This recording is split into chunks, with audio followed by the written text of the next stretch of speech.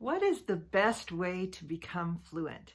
Is shadowing or reading out loud better? I want to help you understand these two different ways of learning and when to use which one. Welcome to English Coach 3Ts. I'm Tanya, and let's start by talking about reading out loud.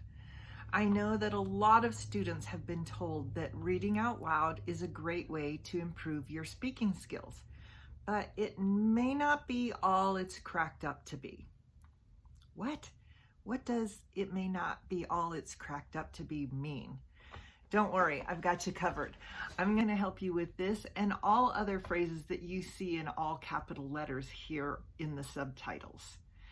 So, basically, what that means is it might be a little disappointing to find out that, yes, reading out loud can be a good way to improve your English.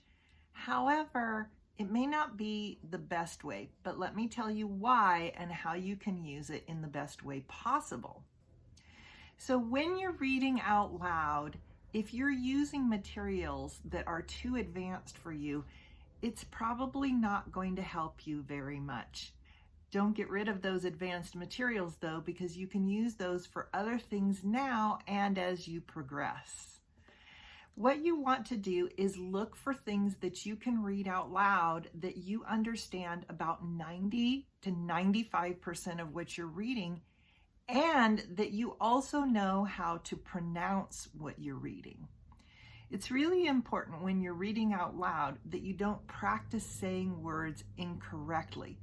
It's okay if you make a mistake, so don't get too worried about it. But if you come across a word and you don't know how to say it, it would be a good idea to find a source that will help you understand how to say it.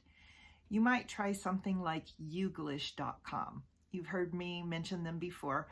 I'm not affiliated with them. I just think they're a great site to help you with pronunciation and for using in shadowing, and I'll tell you a little bit more about that in just a little bit.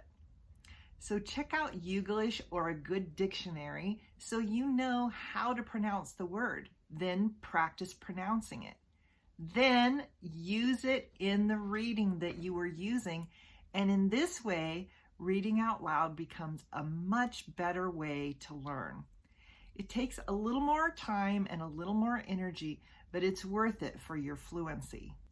Reading out loud correctly is better than reading a lot of material incorrectly.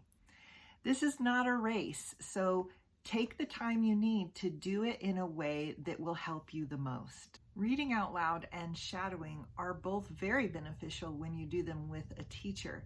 And today I want to give you examples like the one I just told you so that you can do it on your own in a way that will be the best way possible.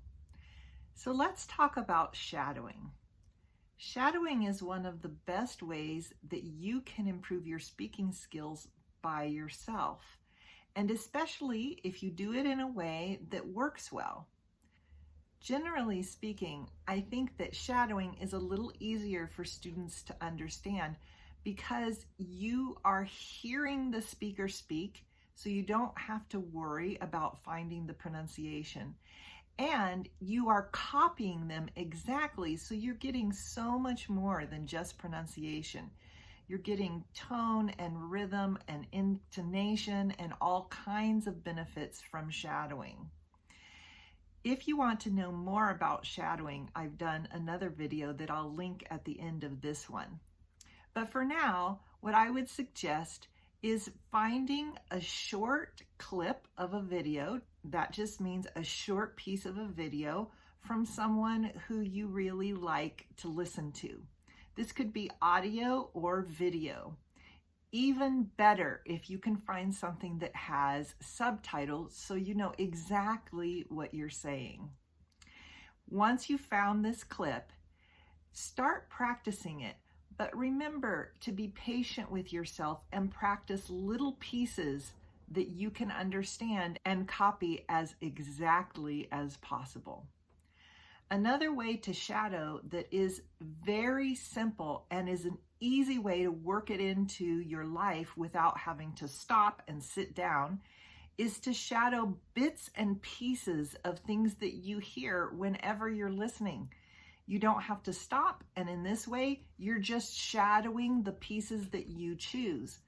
For me, I like to choose pieces that have new words or new phrases or things that I've heard before used in a different way. I do this naturally in my practice with my second language because I've been practicing doing it. It is just something that's a part of my routine. I don't even have to think about it anymore. So which one is the better one? If I were going to choose only one and you're practicing on your own without a teacher, I would suggest using shadowing. But of course, you don't have to choose only one. And for that reason, the best choice is to do both of these types of practice using the things you learned in the video today. If this video was helpful for you, it's very helpful for me if you share it with someone else learning English. And be sure to give us a like and subscribe below. The video I talked about earlier about shadowing is here if you're ready to see that one. Or if you're ready for a great video to learn more vocabulary and shadow with, try this one. I'll see you there. Bye.